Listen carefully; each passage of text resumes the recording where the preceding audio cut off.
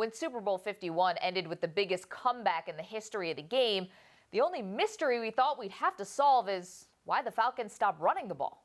Instead, Tom Brady's sweat-stained jersey was stolen by a member of the media, touching off an international investigation involving the FBI and authorities in Mexico. Jenny Vrentas and Robert Klemko of the MMQB reported this story, and they join me now. Fantastic job on this whodunit and who took it, Jenny. The man is Martin Mauricio Ortega.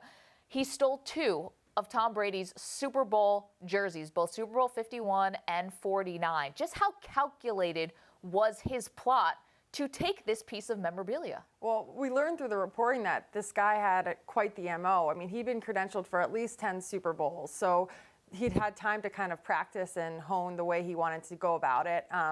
Some of the details that Robert uncovered in Mexico were that, he'd wear a dark suit so he'd blend in with the PR guys. He'd wear a tie so that it would cover his credential, so you wouldn't be able to tell that he wasn't supposed to be in the locker room at that point. One of the investigators said, whether by experience or social engineering, he realized that if he glommed onto the back of Bill Belichick's group, that was his most successful chance of getting into the locker room early. So basically, he enacted a plan that was well practiced over years and had been learned from his own observations and practice over time. But it's pretty remarkable that he was in position to steal 3 Super Bowl MVP items at least. Yeah, we know that he also stole Von Miller's helmet when he was Super Bowl MVP. How much of this memorabilia does he have? And I think that's a fair question. So, when the investigators in Mexico, they asked for the goods, he handed them over. He called a friend who also brought over the Von Miller helmet. But we know that he has a collection of other items in the basement of his home that was never searched. So there is kind of an outstanding question.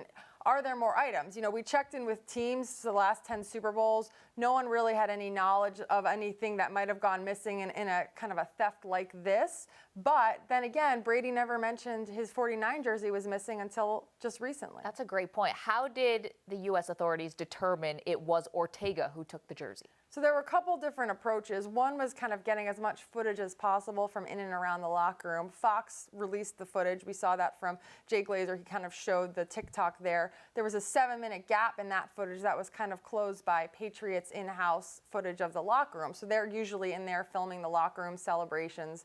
They got footage there. They identify the guy, go through the credentials to match his face with the person on film. They find out it's Ortega. Within minutes, one of the FBI agents gets this photo from a different FBI agent of this 49 jersey linked to Ortega. So basically, in that moment, they kind of had evidence of this guy being linked, independent corroboration of him for the 49 and the 51. Yeah, I like the art in the pieces. The one time in Gillette when Bill Belichick was not invited to watch film. Robert, how did the Mexican authorities respond when they learned that it was a Mexican citizen who had stolen the jersey? Well, it's a multifaceted thing because Mexico at the moment is in the middle of a drug war, a deluge of crime and violence following the extradition of El Chapo, the famed drug lord of the Sinaloa cartel. So they had their own problems at the time that they're constantly working with the American government to solve. At the same time, a lot of Mexicans in and out of the government were very embarrassed by this. A lot of them feared when they heard this news that it would be a Mexican journalist who did it because they're worried about the stain on the reputation of the country and of their people in the eyes of Americans. So the Mexican government really wanted to solve this thing, and kind of cover all their bases. And in this PR storm, before it really blew up, where it gets complicated is that they did not really understand the value of American sports memorabilia, which in some ways makes this a perfect crime because Ortega was able to steal things from the United States that had immense value here,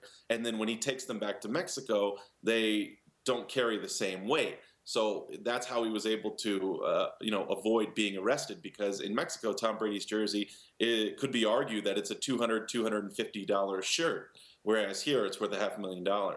You talk about the raid on Ortega's home when the police came, Mexican authorities came to retrieve the items.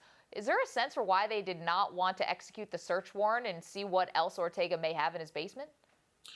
Well, because this guy was such a big memorabilia collector and really had created a small business based on the things that he'd bought and enhanced with autographs, or the things that he'd probably stolen. The Mexican government didn't really know what was legitimate merchandise and what wasn't. If there's not police reports and claims on any of these things other than the Tom Brady jerseys, then there's not a lot that they can do.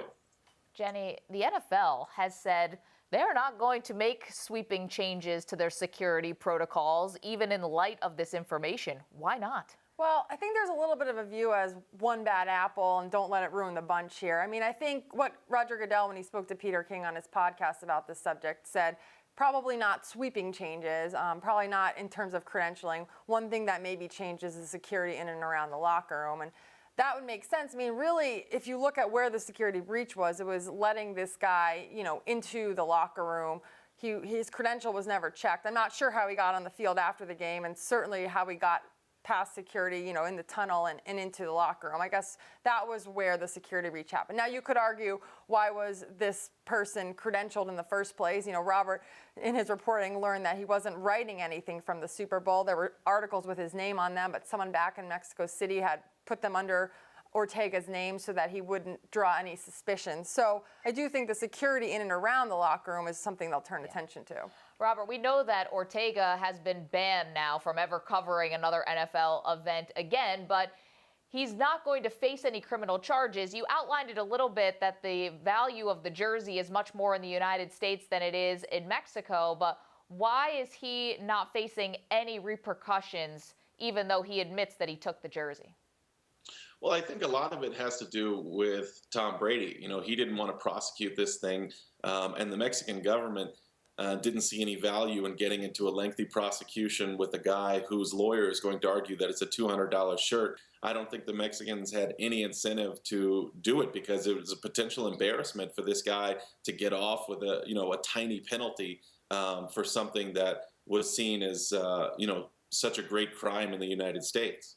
They weren't going to extradite him because it didn't meet the threshold for extradition. And sometimes they'll say, okay, we'll put a warrant out and we would arrest him if he ever came into the U.S. But right now, his visa has been revoked, so he's not coming into the U.S. So basically, there's not really a logical procedure in place for that to move forward. It's an unbelievable story that took you guys, well, it took you, Robert, south of the border. Jenny, all the reporting that you did, Robert, that you did, I mean, it's just a fascinating tale, really. It reads almost like it's a novel. Jenny Vrentas and Robert Klemko, thanks so much. Thanks for having us. Thanks.